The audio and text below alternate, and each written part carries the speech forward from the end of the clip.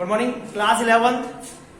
In the running topic of S block element, today I am explaining you chemical properties of the alkali metals. और हमारी बात चल रही थी इसको लेकर के reaction of alkali metals with halogen. यहां हमने लास्ट वीडियो के अंदर कंप्लीट किया था. हेलोजन रिएक्ट करते हैं एल्कली मेटल के साथ और क्या बनाते हैं? दे forms halide. Means alkali metals reacts with halogen to form halide. और ये जो हैलाइड होते हैं इनकी नेचर कैसी होती है? They are ionic nature except halide of lithium. हमने पहले भी डिस्कस किया है. लिथियम क्या है? हेड ऑफ द एलिमेंट है, इसलिए इसके जो हैलाइड होंगे they are covalent in nature. इनका जो नेचर होगा वो कोवैलेंट नेचर के हैलाइड क्या करते हैं? बनते हैं. एंड कारण क्या है उसका? Because size of the lithium is very small. पहला कारण ये है size of the lithium is small and the high polarization of the lithium, polarization capability of the lithium. इसके कारण से लिथियम के जो हैलाइड होते हैं वो क्या होते हैं? कोवैलेंट नेचर के होते हैं. नेक्स्ट प्रॉपर्टी आता है आपका reducing power.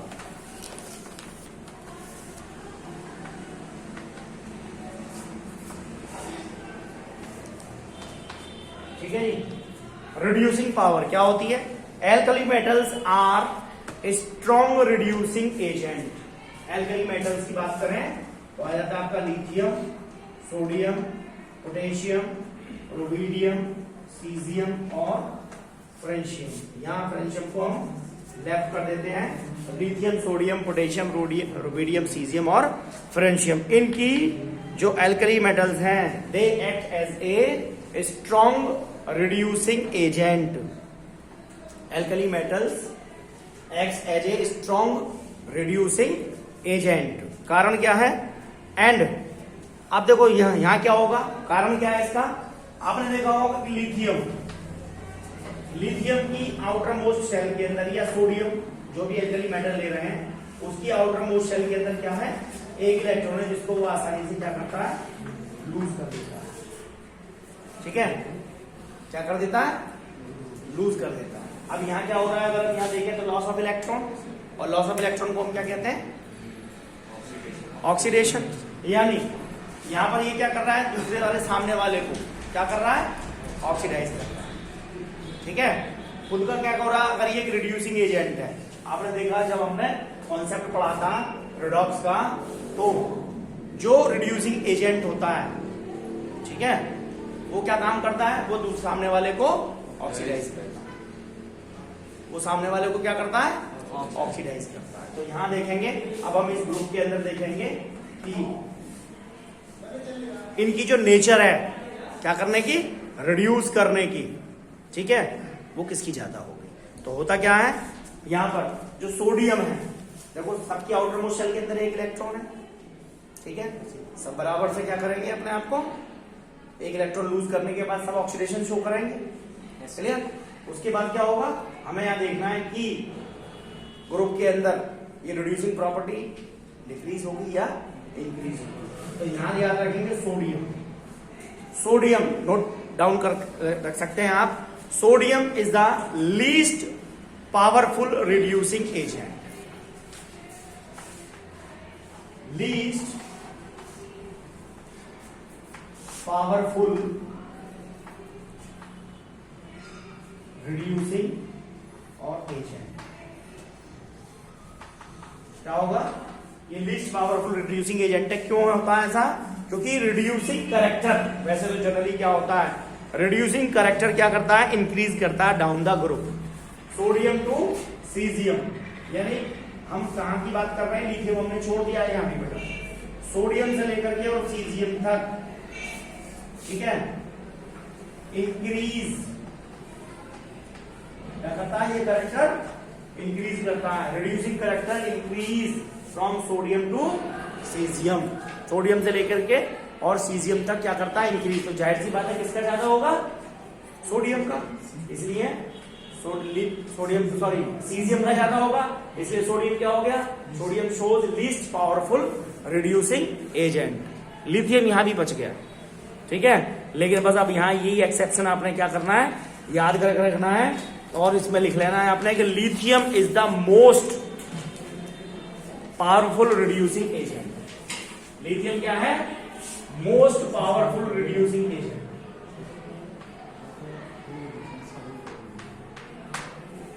Clear, lithium is the most powerful reducing agent. कारण क्या है, कारण मैं फिर बता देता हूं आपका। सबसे पहला कारण है स्मॉल साइज। क्या कारण है, स्मॉल साइज। और दूसरा कारण है हाई हाइड्रेशन एनर्जी, ठीक है ना। दूसरा कॉज है हाई हाइड्रेशन एनर्जी। पूछा जा सकता है पेपर के अंदर ये।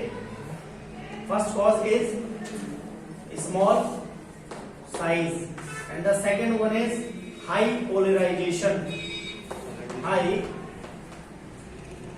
पोलराइजेशन और एनर्जी, ठीक है जी। हाई पोलराइजेशन एनर्जी होती है जिसके कारण से क्या होता है, ये पोलराइजेशन एनर्जी का क्या मतलब है, जैसे लिथियम है, लिथियम का एटम लिया आपने, ये क्या बनाएगा, लिथियम आयन बनाएगा एक इलेक्ट्रॉन को लूज करने के बाद। क्लियर। अब आपने क्या किया, हाइड्रेशन एनर्जी, यानी लिथियम का ही जो मॉलिक्यूल है इसकी हाइड्रेशन एनर्जी ज्यादा क्यों, वो बता रहा हूं मैं। अब क्या करोगे आप, इसे अगर इसके अंदर वाटर के अंदर डिसॉल्व कर देते हो, ठीक है, वाटर का फॉर्मूला ये हो गया H2O। अब इसके ऊपर क्या है, यहाँ पार्शियल क्या नेगेटिव चार्ज है और यहाँ भी पार्शियल क्या है, नेगेटिव चार्ज है, सॉरी पॉजिटिव, और यहाँ क्या आ गया, पार्शियल नेगेटिव चार्ज। तो अब क्या करेगा ये, क्योंकि यहाँ पर क्या है, चार्जेस अपोजिट हैं, तो they attract to each other. यानी लिथियम का साइज छोटा है, ठीक है ना, और वाटर का साइज क्या है, बड़ा है, तो इसके चारों तरफ क्या होंगे, वाटर के ही मॉलिक्यूल क्या आ जाएंगे, घेर लेंगे। इसलिए लिथियम की हाइड्रेशन एनर्जी ज्यादा होती है, ज्यादा ही। क्लियर हुई। तो इसका कारण क्या है, हाई, इसके ऊपर क्या होगा, पोलराइजेशन एनर्जी। ये जो पोलराइजेशन है ये भी ज्यादा होगा। पोलराइजेशन का मतलब ये डायपोल क्या होना, क्रिएट, हाइड्रेशन एनर्जी भी है और पोलराइजेशन पावर भी है। पोलराइजेशन क्या है, ये देखो यहाँ लिथियम के ऊपर, चूंकि लिथियम ने क्या किया, एक इलेक्ट्रॉन को लूज किया तो क्या बनाया, कैटायन बनाया, पॉजिटिव चार्ज। वाटर के ऊपर क्या है, यहाँ इसको कहते हैं, ये जो डेल्टा साइन है इसको कहते हैं पार्शियल चार्ज। ये पार्शियल पॉजिटिव और ये ऑक्सीजन के ऊपर क्या आएगा, पार्शियल नेगेटिव। तो दोनों के बीच में क्या होगा, अट्रैक्शन होगा, इसलिए ये पोलराइजेशन एनर्जी इसकी ज्यादा होती है। क्लियर। नेक्स्ट आगे आता है reaction with liquid ammonia, that is best most important, reaction with liquid ammonia.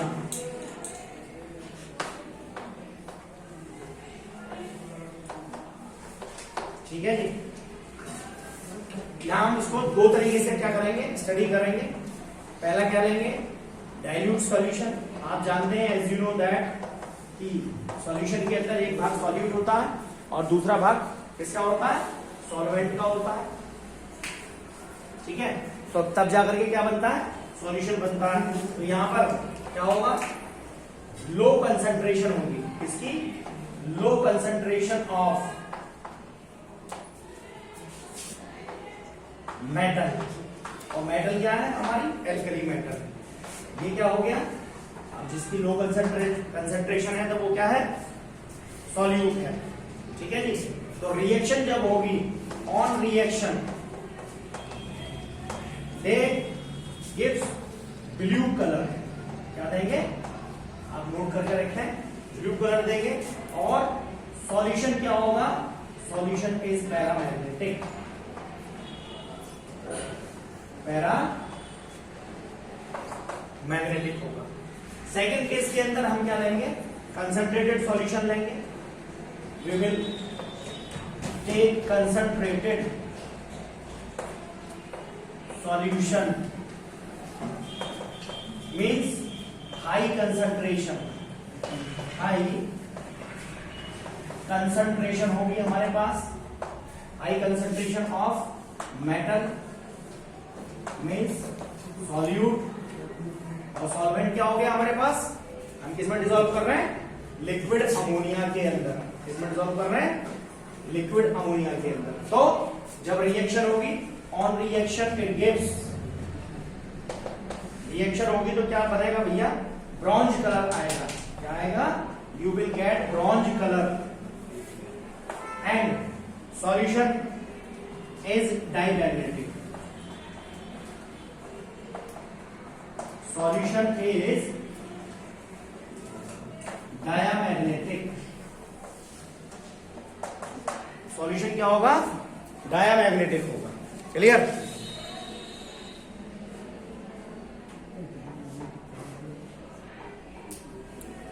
Solution will be diamagnetic.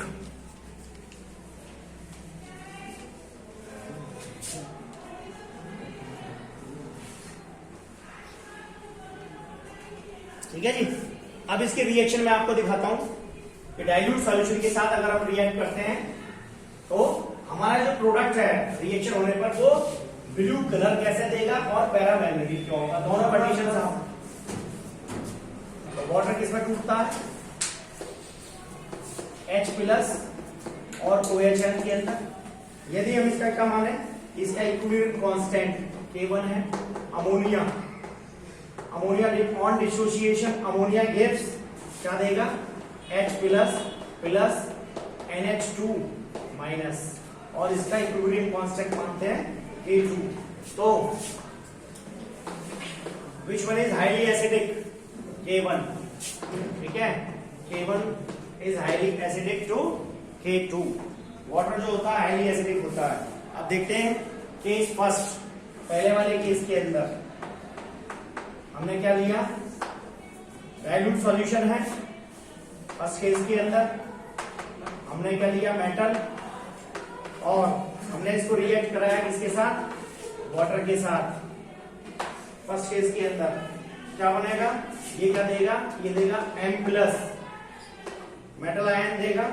ये जो आयन होंगे कैसे होंगे बच्चे, वाटर के अंदर डिसॉल्व होंगे, इसलिए इनको कहेंगे हाइड्रेटेड आयन प्लस, और क्या देगा साथ में, यह मिलेगा हमें हाइड्रोक्साइड, यानी मेटल हाइड्रोक्साइड बनेगा, और क्या इवॉल्व होगी, हाइड्रोजन गैस इवॉल्व होगी।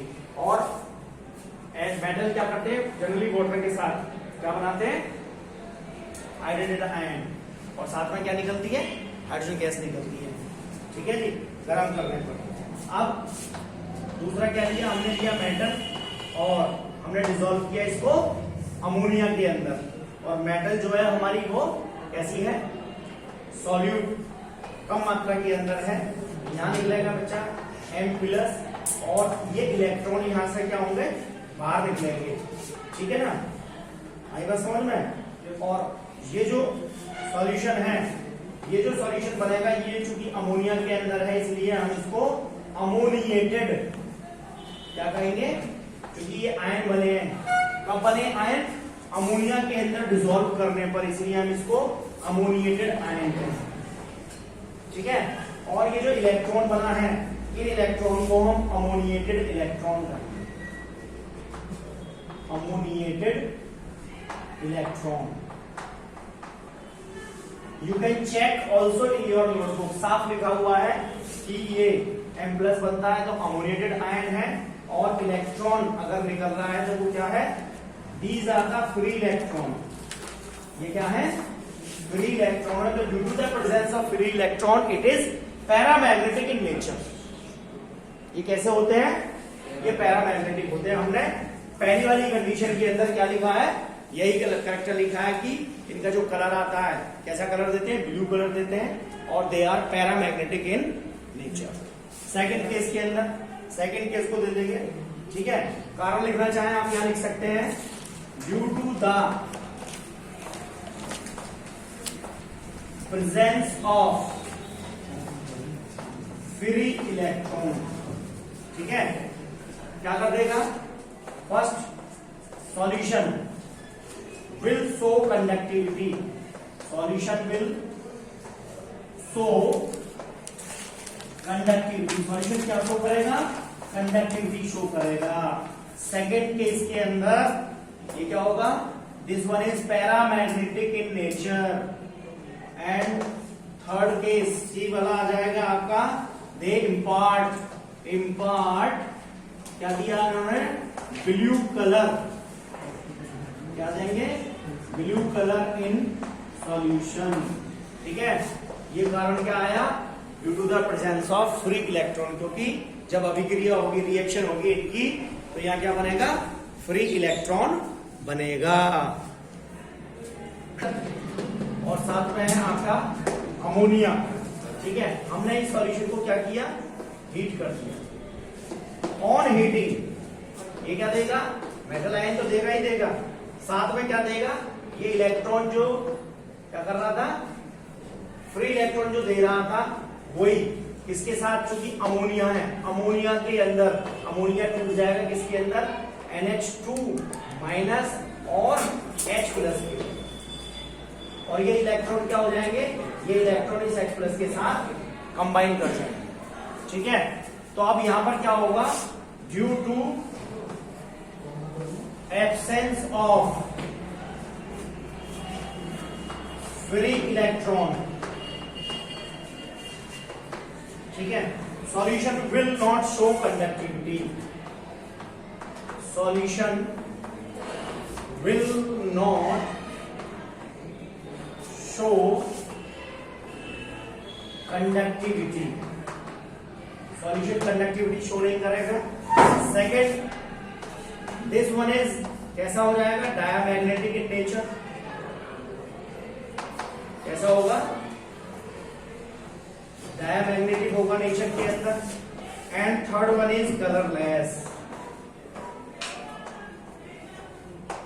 कैसा हो जाएगा, इसका जो सॉल्यूशन होगा वो कलरलेस होगा।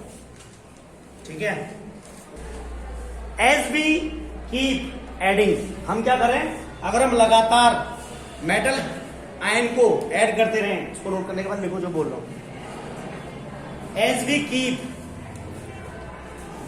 Adding metal into ammonia,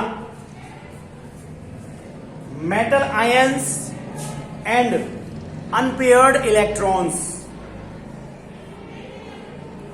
metal ions and unpaired electrons increase, क्या होगा, मेटल आयंस और अनपेयर्ड इलेक्ट्रॉन्स क्या होंगे, बढ़ते जाएंगे। इट मींस पैरामैग्नेटिक कैरेक्टर भी क्या होगा, बढ़ता जाएगा। तो paramagnetic character, paramagnetic nature increases.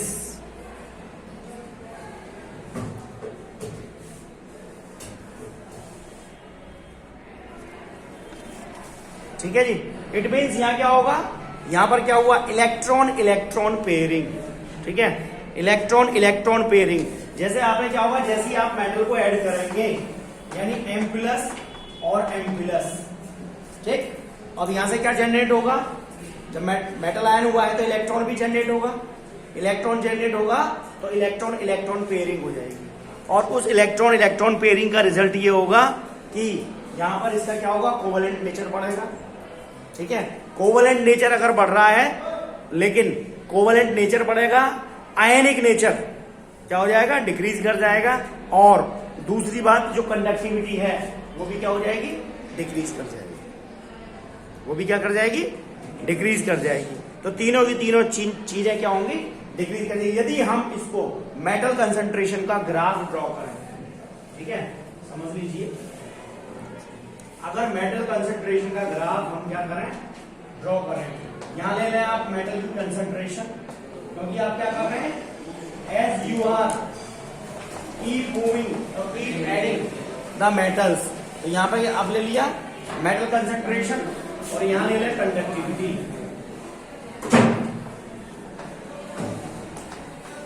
ठीक है जी, तो इसका क्या होगा, मेटल आयन के साथ साथ किसके कारण से, इलेक्ट्रॉन, इसका ग्राफ ये आएगा, इलेक्ट्रॉन इलेक्ट्रॉन पेयरिंग। ठीक है, इलेक्ट्रॉन इलेक्ट्रॉन पेयरिंग के कारण से क्या होगा, पैरामैग्नेटिक जो नेचर होगी वो अब क्या होती चली जाएगी, वो डिक्रीज कर जाएगी। Para magnetic nature is decrease now. क्या है जी कारण, क्या है इसका? इलेक्ट्रॉन इलेक्ट्रॉन पेयरिंग कहां से मिलेगी? जब हम लगातार मेटल को हम क्या कर रहे हैं, ऐड करते जाएंगे तो इलेक्ट्रॉन्स, नंबर ऑफ इलेक्ट्रॉन्स ज्यादा बनेंगे, इलेक्ट्रॉन पेयरिंग होगी, जिसके कारण से कंडक्टिविटी भी क्या हो जाएगी? डिक्रीज कर जाएगी, और पैरामैग्नेटिक कैरेक्टर भी क्या हो जाएगा? डिक्रीज कर जाएगा। तो this one is the chemical properties of S block element. Next आगे हम शुरू करेंगे uses of S block element and after that P block element. Okay.